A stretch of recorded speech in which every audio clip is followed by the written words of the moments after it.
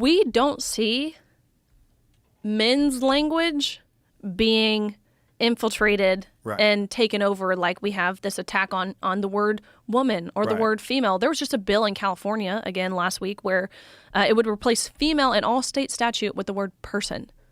We're not seeing that go the other way. I think for a couple reasons.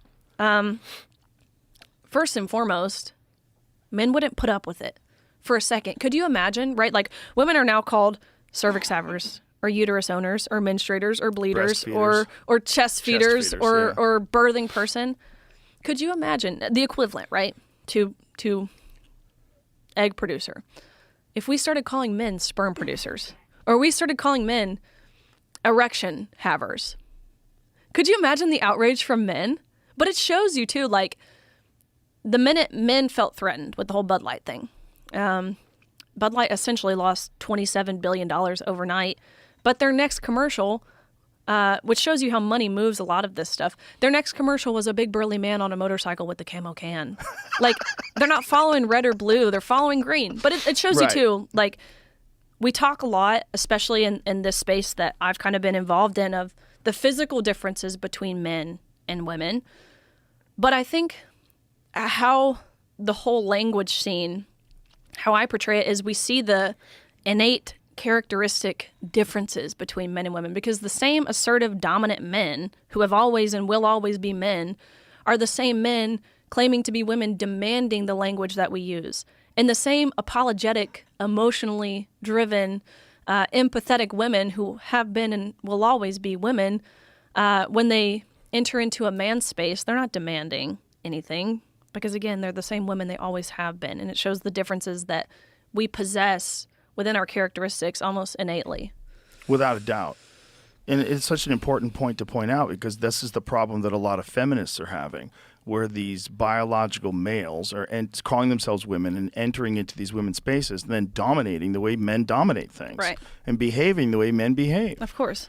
And it's, unfortunately, a lot of it is supported by a lot of these older liberal women, which is really strange. It's like they can't see, like, this is you. This is your group. And for being virtuous, for the sake of, like, signaling to the tribe that you're willing to be a fucking loon and buy into this where it makes no sense whatsoever. It's a tribal thing. It's a cult thing. I testified before Congress last month or whenever it was, about the importance of, or I guess really urging the Biden administration to halt with their illegal administrative rewrite of Title IX. I've testified before Congress and the Senate many times, and so, which it's unfathomable to me that a 23-year-old, recent college graduate, college swimmer at that, has to go to D.C. to sit in front of our members of Congress, again, the beating heart of the American Republic, and explain to them that men and women are different. And then to be on the other side of that table and watch as they have these super confused looks on their faces. And so I'm there testifying. One of the Democrat witnesses, I forget her name, but she was the president of the National Women's Law Center.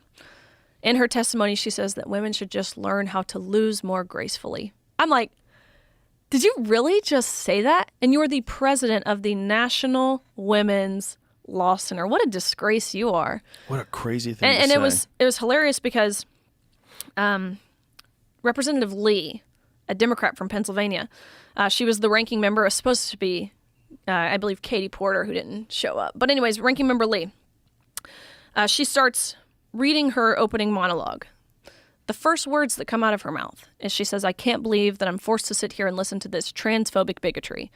And really, I felt so sad when I heard that because, again, a sitting member of Congress, and she resorts to name calling, not dissuading from my side with facts or logic or reasoning or common sense or science. What happened to follow the science, right? Name calling. And so it's my turn to read my testimony, and I read it, I finish it, and I didn't even mean to say this, but it just kind of came out of my mouth. And I looked at her and I said, "Representative Lee, if my opening testimony makes me transphobic, then understand by your own logic, your opening monologue makes you a misogynist," which, as you can imagine, sent the hearing into a tailspin. I don't think she has ever actually heard this word misogynist accurately used in a sentence. Because about 60 seconds later, after her staff ran over to her and showed her the definition, about 60 seconds later, she raises her hand and she says, I want her words removed from the record on the grounds of engaging in personalities, is what she said, which Marjorie Taylor Greene was in that hearing. And so she buzzes in and she says, I would call a man posing as a woman someone who's engaging in personalities. And then it's like, then it's really like, I'm like, oh gosh, what have I done? No, it's a Jerry Springer show. Totally. I'm like, oh gosh, people are about to start jumping over like tables. But anyways, let it be known, congressional record still stands. There was no grounds to remove my words. She is, in fact, still listed as a misogynist. Her Wikipedia page even says it because someone sent it to me the other day, which I think is hilarious. But anyways, all that to show they hate when their own intersectional language is used against them. And my thinking behind that, right? Like, if being pro-woman, because that's my stance. It's pro-reality, pro-fairness, pro-truth, pro-common sense, pro-woman. Right. If being pro-woman is seen as anti-trans, then wouldn't being seen as being pro-trans inherently be anti-woman? And what do we call someone who's anti-woman? A misogynist. We call them a misogynist. Yeah.